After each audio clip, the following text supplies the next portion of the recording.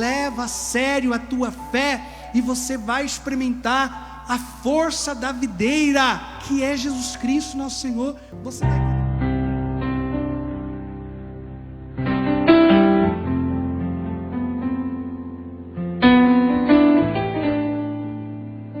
Então, na primeira leitura, nós vemos um pequeno conflito de entendimento do cristianismo.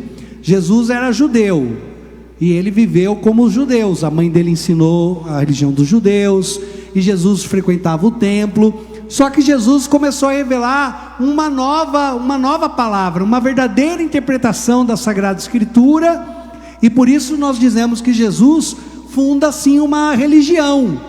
Ele não continuou como judeu, ele fundou uma nova religião, que é o cristianismo, que tem como irmãos mais velhos uma base judaica.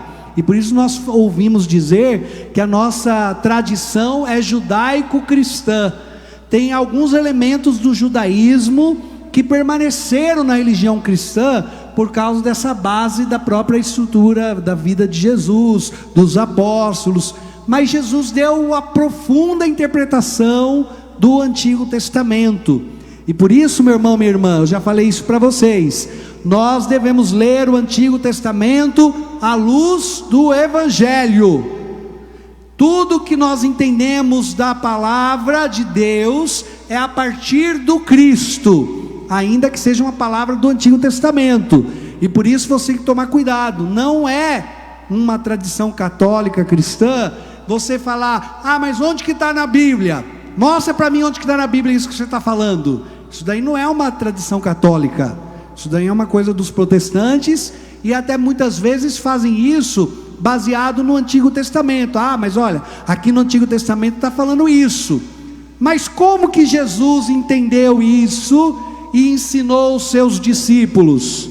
E no Evangelho está dito assim: muitas outras coisas que não estão escritas neste livro ainda tem a se dizer. Quer dizer, ainda fora a Sagrada Escritura, com a Sagrada Escritura também, que é um dos pilares da nossa fé, há um ensinamento, uma tradição que foi dada por Jesus aos seus discípulos, e que eles mantiveram ao compreender as palavras de Jesus. E uma dessas coisas, um desses primeiros ensinamentos, está nesse conflito da primeira leitura do Atos dos Apóstolos. Vocês estão prestando atenção em mim? Fala amém. Então o que acontece ali? Eles começaram a entender que Jesus era o Salvador, o Senhor que salva. E agora os pagãos, os que não eram judeus, estavam se convertendo à palavra de Jesus. E aí os que eram judeus e tinham se convertido a Jesus, ao cristianismo, eles pensaram assim: será que aqueles que eram pagãos têm que passar pelos mesmos ritos dos judeus para depois seguir Jesus? Ou eles, num segmento direto a Jesus, não precisam passar pelos ritos do Antigo Testamento? Era um pequeno conflito de entendimento da palavra. Gente, por esse motivo que a igreja nos ensina a entender a Sagrada Escritura. Se 5 pessoas diferentes lêem a mesma passagem do Evangelho, cada um pode entender de um jeito diferente. E aí, cada um vai fazer o que dá na cabeça, do jeito que entendeu? E vocês imaginam a confusão que vira? Se cada um entender a palavra de um jeito, isso já dá confusão hoje em dia. Vamos falar a verdade. Ainda assim, que a Igreja Católica, todos os padres devem proclamar a mesma fé e ensinar a mesma doutrina que a igreja nos transmite e que está lá guardado no depósito da fé, nos documentos, no catecismo da Igreja Católica. Todos os padres devem falar a mesma coisa. Agora fala para mim a verdade: quem nunca passou numa confusão dessa, de confessar com um padre e ele fala para você fazer uma coisa, aí vai confessar com o outro, ele fala para fazer outra coisa, passa com o outro, aí, nossa, é para fazer o que afinal? Um falou que era errado, o outro falou que não é. Já não causa uma confusão na cabeça da gente? Se os padres não falar a mesma língua, já não dá uma confusão? Agora imagine se cada um que lê a palavra, a Bíblia, resolver interpretar do seu jeito. A confusão que isso vira, gente. E como então nós devemos interpretar a Escritura? À luz do ensinamento da igreja. Nós lemos a Escritura e sabemos a maneira profunda de compreendermos, passando por Jesus, da maneira com que a igreja nos ensina a compreender a profundidade daquela palavra. Isso vai mantendo a unidade na proclamação da fé. Então, quando começou esse primeiro conflito, os pagãos, os que não eram judeus, os gentios, significa aqueles que eram de outros povos, eles devem passar pelos ritos dos judeus antes de seguir Jesus, ou o seguimento a Jesus os libera de passar por esses ritos do Antigo Testamento? Então o que eles fizeram? Reuniram os apóstolos, os anciãos. Paulo volta de viagem, todos se reúnem e eles fazem o que nós chamamos de concílio. Eles se reúnem para discutir aquele assunto, todo mundo põe as suas ideias e no final eles proclamam então, compreendendo a profundidade do que Jesus quis ensinar, eles vão dar uma última palavra: nós cristãos todos vamos proclamar isso, e todo mundo vai seguir a mesma linha.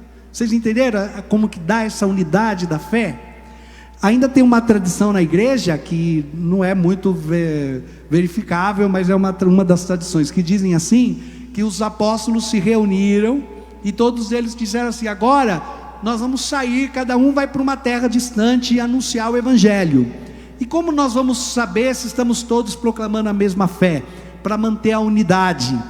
E aí cada um dos apóstolos se levantou, é uma das tradições, uma das histórias, não que seja, a realidade, mas achei bonita. Ele diz assim, que um dos apóstolos levantou e disse assim: nós vamos professar a mesma fé se guardarmos essas palavras: eu creio em Deus Pai Todo-Poderoso. Aí o outro se levantou e falou: eu creio em Jesus Cristo, seu único Filho, nosso Senhor. Aí o outro levantou e falou: que foi concebido pelo poder do Espírito Santo. Entendeu? Cada um foi falando um dos artigos da fé, e aí juntou e formou esse credo que a gente professa, que tem a síntese de tudo que nós cremos. Isso mantém a unidade. Quando nós queremos interpretar a palavra de Deus do nosso jeito, nós corremos muito no risco de errarmos, de interpretarmos de forma errônea e começarmos a seguir um evangelho que não é o evangelho do Cristo, começar a inventar normas, leis que não correspondem àquilo que Jesus quis. Então a missão da igreja é ensinar, é guardar essa fé professada, ensinar essa fé e ensinar as pessoas a viverem essa fé em comunhão com aquilo que os apóstolos também proclamaram. E essa é a grande importância de você caminhar na igreja, de você ouvir as pregações, de você fazer uma catequese, de você ler os livros espirituais. Essa é a grande importância de você deixar com que a igreja eduque você na fé, e não ter a sua fé do teu jeito lá na sua casa, e não querer, e não ficar confundindo a sua fé. Tem gente que também faz uma salada mista de fé, porque a pessoa é católica, está aqui ouvindo a pregação, aí uma prima dela, vocês estão comigo ainda? Acorda. Uma prima dela fala assim: ai, olha, vai lá na minha igreja conhecer, não tem problema nenhum. Aí você fala: ai, tudo que é de Deus é bom, Aí você vai na igreja da sua prima. Aí depois você tem uma vizinha que convida você para ir lá na igreja. Eu sei disso, gente. Eu tinha uma vizinha que era da igreja batista. Ela levava as crianças. Tinha a escolinha dominical. Mas tinha um café bom lá, sabe, de comida. Eu ia por causa da comida. Os vizinhos tudo ia, as crianças tudo ia. E a minha mãe, que não era muito ligada de igreja, achava que era bom, porque pelo menos está indo na igrejinha, está indo lá. E lá na igrejinha, quando a gente ia comer os docinhos, alguém que cuidava das crianças já ia lá nos ensinando sobre a fé, sobre a Bíblia, sobre as coisas de Deus. Quer dizer, não era ruim, porque eram as coisas de Deus. Mas você consegue entender que o entendimento da Sagrada Escritura, ele pode ser professado de forma diferente, e isso pode confundir a cabeça. Quer dizer, um diz que você pode ter Nossa Senhora em casa, o outro diz que não pode. Um diz que pode ter a imagem da cruz, o outro diz que não pode. Um diz que você... Gente, quem navega... mas todo rio vai para o mesmo mar. Mas quem navega com um pé num barco e um pé no outro, não chega a lugar nenhum. Porque os barcos vão, né? Eles podem estar indo para o mesmo mar, só que um barco vai para cá, meu filho, o outro vai para lá. E olha que se você tiver com o pé no barco errado, vai acabar ainda no riozinho morto lá, né? E aí? Olha, o problema que a gente vai criando muitas vezes de relativizar a fé, de interpretar a fé do nosso jeito, ou deixarmos sermos conduzidos por muitos caminhos e não chegar a lugar nenhum. Então muitas vezes eu digo para as pessoas aqui no confessionário: olha, você precisa amadurecer nas suas escolhas, você tem que amadurecer na sua decisão. Você decidiu ser católico, você decidiu caminhar na igreja católica, então seja um bom católico, vive a fé de verdade, se aprofunda nos sacramentos, na doutrina, vem na missa, confessa, reza o terço, faz penitência, leva isso a sério, não leva isso de qualquer jeito. Fala para quem está perto de você: tem que levar a sério, meu filho. Olha, se você estiver vivendo a fé de qualquer jeito, você não vai chegar a lugar nenhum, e você não vai permanecer na videira. Pelo contrário, sabe o que vai acontecer com você? Vai virar um ramo seco. Tem um monte de gente que fala que é católico e está vendo secar o ramo da vida. Cadê os frutos? Cadê as folhinhas verdes? Está com aquela cara de ramo seco, com aquela vida que parece um ramo seco, que não produz fruto. Ah, mas padre, sabe, eu rezo, parece que Deus não me escuta. Mas começou a rezar quando? Ontem. Aí eu rezo tanto, padre, nossa, já fiz uma Ave Maria, rezo demais, Nossa Senhora Aparecida, padre, já rezei 3 Pai Nosso e nada aconteceu, né?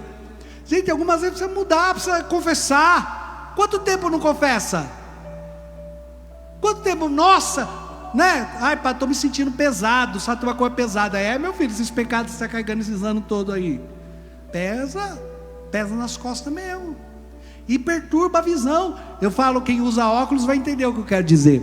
Imagine se a gente lavar o óculos uma vez por ano, o que vai acontecer? Nós vamos enxergar tudo embaçado. A gente tem que lavar o óculos todo dia. E olha que tem dia que você faz alguma atrapalhada lá, enfia a mão nos olhos, né? Tem dia que eu esqueço que eu estou de óculos. Esse aqui é pequenininho, então não tem como esquecer. Tem dia que eu esqueço que eu estou de óculos, vou lavar o rosto assim, lavo o óculos e tudo, sabe? Nossa. Gente, imagine você, o óculos sujo, você tendo que enxergar as coisas com o óculos sujo. Sabe, tem muita gente que quer permanecer em Jesus, quer ter os frutos da vida cristã, quer experimentar o sabor, o doce desse fruto, que é a vida em Cristo, quer ver os milagres, quer receber graças, mas é um ramo seco. Um ramo seco que não está ligado à videira, que não está guardando os mandamentos, porque está sem rumo, está atirando para todo lado, está acendendo, como eu dizia na adoração, está acendendo a vela para Jesus e para o diabo, não é verdade? Nossa, padre, hoje eu fui na missa desatadora, desatei o meu nozinho, coloquei uma moeda para o Buda, coloquei o elefante de bunda para a parede, para a porta, pus um pé de coelho no meu chaveiro, um trevo da sorte, entendeu? Nossa, pus uns cristais nas portas da minha casa, pus lá um Senhor dos Sonhos, entendeu? E de segunda, de quarta eu faço estudo bíblico com a minha prima testemunha, de sexta eu vou no centro, de domingo eu vou na missa do Padre Anso, Alguém ajuda, né?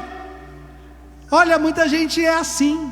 Gente que é assim é um ramo seco, não vai produzir fruto, porque não está ligado à videira. Ligado à videira é você levar as coisas a sério. Isso faz parte da vida adulta. Tem que ter vida adulta. Tem muita gente que não tem vida adulta, não assume uma coisa, não abraça aquilo. É minha responsabilidade, minha obrigação, sabe? Cuidar de si mesmo, cuidar das coisas que você assume, amadurecer. Está indo para um lado, depois está indo para o outro, está fazendo uma coisa, está fazendo outra. Não, entra num caminho e vai firme, vai na fidelidade, vai com toda entrega, se aprofunda na fé, vive os sacramentos, vai na missa, recebe a bênção do Santíssimo, confessa, sabe, vive a fé de verdade. E aí, essa prática que no começo é uma coisa até forçada, então eu estou dizendo isso para você, presta atenção. No começo da sua caminhada, você tem que fazer um esforço, porque você está tíbio, você está frio, você está desanimado. O pecado, gente, ele vai crescendo tanto dentro da gente, que a gente vai começando a ficar cego. A gente não percebe mais a gravidade do erro. Você está fazendo uma coisa errada e você acha que é normal. Você não consegue mais perceber, porque o pecado vai endurecendo o nosso coração. Ele vai sujando os óculos e você está vendo tudo embaçado e acha que está normal, que é isso mesmo. Eu já contei para vocês a história da vizinha que falava mal da outra, né? Que falava, nossa, essa vizinha do meu lado não sabe lavar o lençol dela, as coisas na casa dela, os lençol dela é tudo sujo. Cara, ela pendurou lá no varal as roupas dela, olha que roupa encardida. E ela falava todo dia, né, pro marido, falava todo dia pro marido, né? Aí um dia ela acorda, olha o varal da vizinha assim e fala, eu acho que a vizinha aprendeu a lavar roupa, porque olha como o lençol dela tá limpo hoje. Aí o marido fala assim, não, eu limpei a janela. Quer dizer, a janela da casa dela estava tão suja que ela achava que era o lençol da vizinha. Gente, olha, o pecado faz isso com a gente. Deixa a nossa visão tão turva que a gente acha que o problema está nos outros, não consegue mais enxergar a nossa própria miséria. Então, quando você entra com fidelidade na fé, você começa a viver sua fé, levar isso a sério, começa a ter uma vida de oração. No começo é uma luta, mas depois de um tempo você começa a ver como aquilo faz bem para você. Você começa a perceber coisas que não cabem mais na sua vida. Você começa a perceber que tem coisas que não fazem bem para a tua alma, e você começa a mudar. E essas mudanças vão fazendo com que você cresça espiritualmente. Você começa a confessar sempre, para de fazer aquelas coisas maluquices que você fazia antes. Sai um pouco daquele computador, daquelas conversas frias. Você começa a mudar o seu jeito de se vestir. Você começa a mudar, porque a própria palavra vai fazendo essa mudança em você. A vida em Jesus, séria, vai fazendo essas mudanças, sem que ninguém peça nada. Você vai dando, você vai ofertando, vai sendo uma pessoa mais calma, mais paciente. E aí você começa a produzir frutos. Porque quem vê você fala, olha, fulano está levando a sério a fé. Esse ramo está ligado na videira, e vai dar certo. Quando se está ligado na videira, vai dar certo, gente. Eu não vejo, nunca vi ninguém que levou a sério a fé e não experimentou os frutos que Jesus promete. Nunca vi. Dá certo quando nós estamos certos com Ele. Quando estamos com Ele, ainda que venham as provações, as dificuldades, nós superamos tudo isso, porque Ele nos mantém em pé, porque Ele nos leva a atravessar essas águas, a vencer essas dificuldades. Leva a sério a tua fé, e você vai experimentar a força da videira, que é Jesus Cristo nosso Senhor. Você está entendendo isso? Pode aplaudir esse Deus maravilhoso. Quantos de vocês testemunham milagres nessa novena, porque foram levando a novena a sério, foi fazendo, ouvindo a palavra, comungando, caminhando, buscaram confissão, buscaram. Quantos de vocês experimentam essas mudanças? Que sinceras essas mudanças. Até num casamento, gente, um casamento pode ser transformado se o marido e a esposa escutam junto a palavra com seriedade. Seriedade não é vir esquentar banco na igreja, hein? Seriedade não é só vir na igreja, porque tem muita gente que vem na igreja, mas está com o ouvido fechado, não escuta nada, não presta atenção. Tem gente que vem na igreja e dorme no ponto, aí não tem mudança. Ou se escuta, não quer mudar. Escuta a palavra, Jesus está falando, ó, você precisa mudar isso. Jesus fala, viu, gente? Jesus fala, hein? Você precisa mudar isso, hein? Jesus fala. E a pessoa escuta a palavra, não muda, não quer levar isso a sério. E aí o que acontece? Não vê o resultado. Permaneçam na videira. Não se afasta de Jesus e leva a sério a sua fé, em tudo, nos pequenos detalhes. E nós todos seremos testemunhas do grande milagre que Deus pode fazer na vida daquele que crê. E eu creio que Ele já está fazendo muitos milagres na vida de vocês. Amém.